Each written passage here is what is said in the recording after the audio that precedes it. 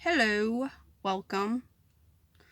Um, I've been wanting to talk about this for a while, and I kind of have touched on it a little, but I haven't really gone that much into depth. And since there's a lot of like stuff going on right now, like adoption awareness and all this, I really wanted to talk about this and go more in depth. Um, I thought about writing it out first, but which I am a writer and I love writing, but I really wanted this to be as raw and just as genuine as can be. I could write out a whole like essay thing and, perfect it to where it's got so much power and makes you feel all sorts of types of ways and it hits, in all the right spots, but I'd really rather just speak it from my mind and have it come out however it comes out. So, adoption. More specifically for older kids, like teenagers, with, what was it? There's a thing on the news the other day about these adopted sibling pair, this adopted pair, whatever, brother and sister, that were teenagers, and then, like, I know one of the fast food restaurant things is doing something for adoption. Can't remember which one right now, which is pretty freaking cool, okay? Um, I think adoption is great. It's amazing. It's wonderful. It's helped many, many, many people.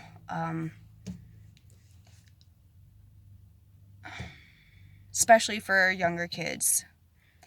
But anyway, this news thing about this sibling pair, the brother and sister, it was all about how, they got put in the foster system because their mom really couldn't take care of them very well. And, they had maybe bounced around some. And this home ends up finding them. I know it sounds weird, but family. And they adopt them. And they're like, oh, it's great, like I wouldn't have ever, done this or that, or I don't know. Like I understand all this about my mom now, and like I was sad at first about missing her, and I totally understand all that. And I think that it's great that they got adopted because it seemed, I can't say, like I think for sure that they're happy, but it seemed like they're happy and happy with that happening and the situation. My point of making this video, though, is to point out the less frequently seen cases like my own. Some people seem to think that, like, all kids in the system want to be adopted, but that's just not the case. And maybe kids like myself who I did not want to be adopted. I just wanted to go home. I just wanted to be me, be with my family. That's all. I wanted to shine light on this because it's talked about so much about, adoption and kids not getting adopted and, how much pain that can cause, emotionally and such. But it's rarely ever talked about the other way around. And me having firsthand experience, I thought, who better really to bring this up, I guess. I'm sure there are better candidates, to be honest, but so my point is that not all foster kids want to be adopted. I don't think it should be like oh, we're gonna adopt you. Oh my god, thank you so much. Just done deal. Unless that's what you want. Okay, so for me, it's kind of like when you get a step parent type of situation.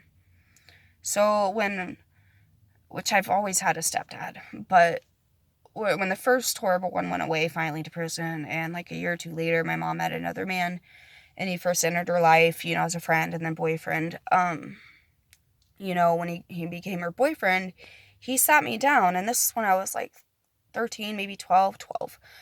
And he said, Candy, I love your mom. I love you all. Like you're my own kids, my own family. I wanted to tell you that, You don't have to call me dad, but when you want to, if you ever want to, you can. And that just meant the world to me. I didn't want to call him dad. I didn't want to call him dad right then.